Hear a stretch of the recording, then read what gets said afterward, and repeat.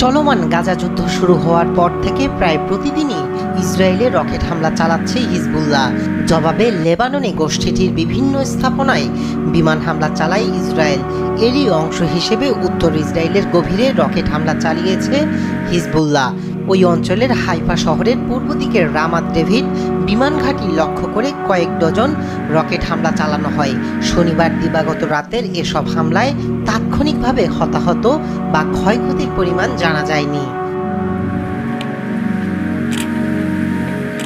এক বিবৃতিতে হামলার কথা নিশ্চিত করে হিজবুল্লাহ জানায়, এবার তথাকথিত ফাদিয়া 1 ও ফাদিয়া 2 রকেট ছুড়েছে তারা।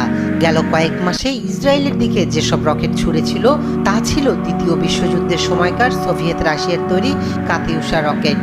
হিজবুল্লাহর দাবি সত্য হলে গত অক্টোবর থেকে উভয় পক্ষের মধ্যে পাল্টাপাল্টি রকেট ও বিমান হামলা শুরু হওয়ার পর ইসরায়েলের সবচেয়ে গভীরে এটাই ছিল সশস্ত্র গোষ্ঠীটির প্রথম রকেট হামলা। রোববার মধ্যরাতের পর উত্তর ইসরায়েল জুড়ে সতর্কতামূলক সাইরেন বাজানো হয়েছে বলে জানা যায়।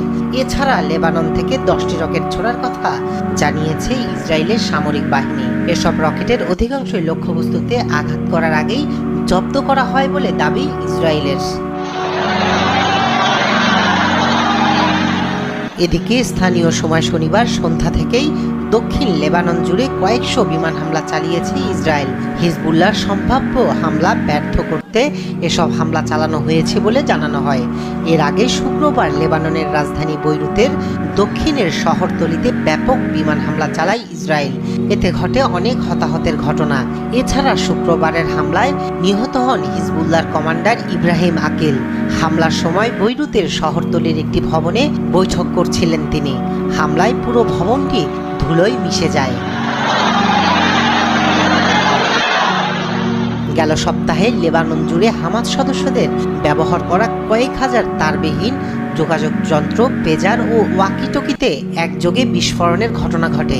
ইসরায়েল বৈদ্যুতিক বার্তার মাধ্যমে এই বিস্ফোরণ ঘটিয়েছে বলে দাবি লেবানন সরকার ও হিজবুল্লাহর, কিন্তু এ বিষয়ে এখন পর্যন্ত কোনো মন্তব্য করেনি ইসরায়েল।